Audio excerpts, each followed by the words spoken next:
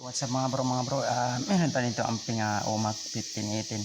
So itong ating pambis mga bro. So ang ating gamit equalizer lang, wala tayo mixer. Equalizer natin blur din. So itong ating pang vocal. So bali nakasit na ating sound. Ayan. So magsa sound check tayo na ginawa kong MCB. Ayan. Ito yung ginawa kong bago mga bro. Ito luma na to. So ang laman nito mga bro 1000 watts. Ito 1000 watts din. Yung atin pang boses 350 500 watts kada isa yan. So nakita nyo naka-ready na yan, no? Testin na natin kung mabagsak ba yan siya. So ayan natin music, i-play na natin.